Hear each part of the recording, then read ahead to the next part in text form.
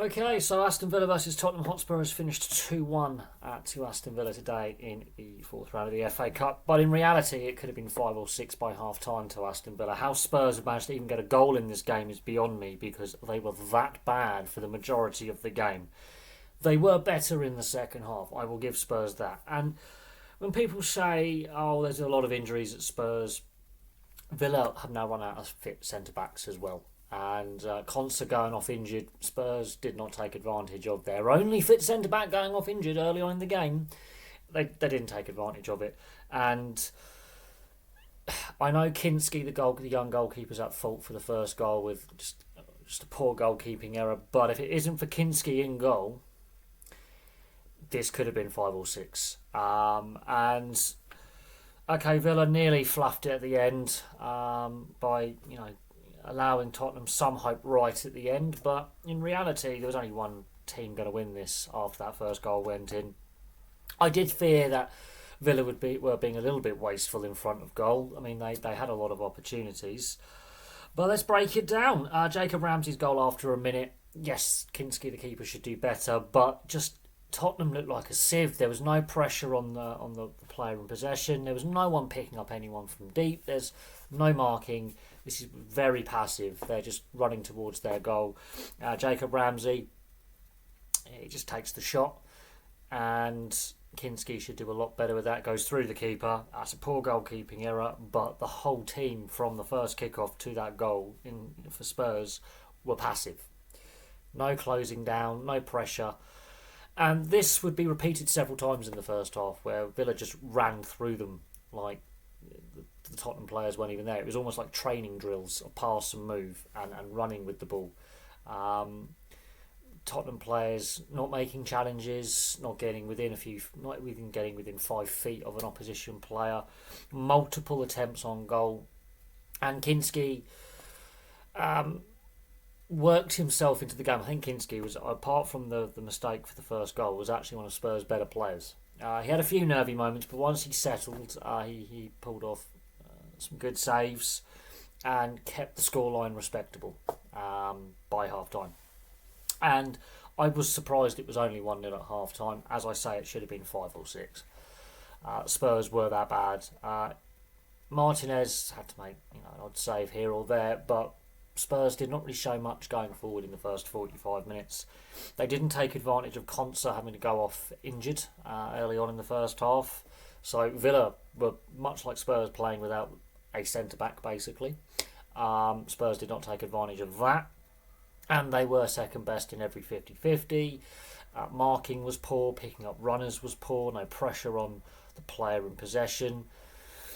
And half time comes and you're thinking, are Villa wasting opportunities here? Could that bite them? And Spurs started the second half brightly, but because they're pushing forward, they're leaving themselves open. And eventually, even though Spurs were showing a bit more fight at the beginning of the second half and a bit more commitment and a bit more energy, they leave themselves open, and Morgan Rodgers slots in a rebound from a great bit of counter-attacking play. Because Spurs are just pushing themselves forward, they turn the ball over, and then when they lose the ball, they just look all over the place, and defensively the systems aren't working. Morgan Rodgers gets his goal in 65 minutes. Spurs still had a bit of fight in them. They did create some chances, but Rashford and Asensio come on. They had good cameos. It was good to see Rashford playing positively. I know obviously his time at Man United has come to an end and he hasn't played for a while, but he looked lively. He had some flashes. Asensio had some good link-up play as well. And they continued to cause problems for Spurs. But then they're 2-0 up. It should be 5 or 6. And, by not taking advantage of all that possession, all those chances they've had, and they were creating the better chances, Spurs do get a goal back right at the death through Matty's Tell in injury time. It takes 91 minutes for Spurs to really get a meaningful attack together. It made it nervy for the last few minutes for Villa. That's a bit of game management, I think, by Villa, but they have got a lot of injuries as well, and their squad depth is being tested. But in reality, this should have been 5 or 6 for Villa. Spurs are lucky it was only 2-1. They were that awful. And you could hear the Spurs fans chanting, they want Levy out, and they're angry with the ownership. I feel sorry for Postecoglou. I think this could be the nail in his coffin as Spurs manager. I really do. I know they're still in Europe, but the chances of them winning a trophy in Europe, the Europa League, are slim. With how the squad's at right now, they've got very slim chances in Europe. Yes, there's a lot of injuries, but the systems aren't working.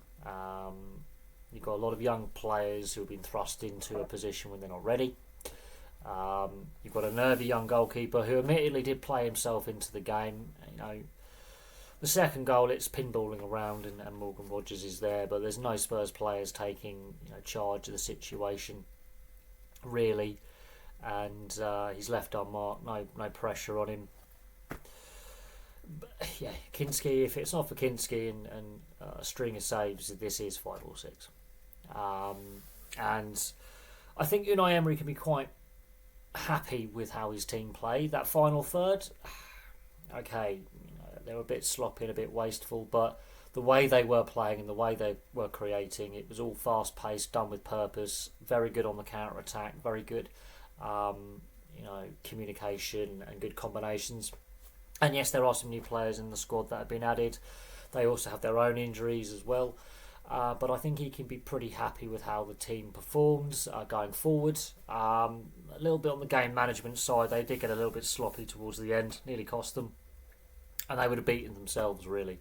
But I think the one area that Villa needs to improve, potentially a little bit of game management, but also finishing. That nearly cost them today, nearly being a bit too wasteful. Spurs, I don't know where Spurs go from here.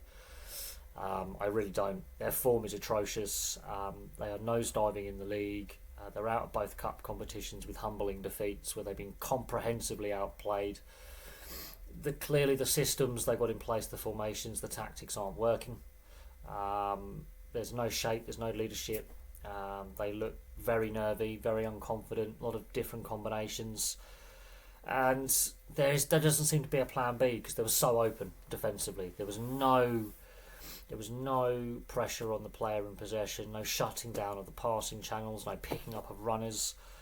Villa were light years ahead in this game, and Villa are on another side with a lot of injuries. So you can't just use injuries as an excuse. There's a lot of issues within that dressing room, within that squad at Spurs, and there's got to be some blame pointed at Postecoglou, but the fans are turning their anger to Daniel Levy. So there we go. That's Villa 2, Spurs 1. That's this portion of the fourth round done. Doncaster play Palace tomorrow. That's going to be a fun game because Doncaster are the lowest ranked team left in the competition. And Palace are having a misfiring season, so that could be a potential banana skin for Crystal Palace. But from me for now, thank you very much for watching. Place your thoughts in the comments section below. Would love to hear from Villa fans and Spurs fans on how they thought the game played out. And from me for now, it is goodbye, and I'll have some more content for you guys and girls very, very soon.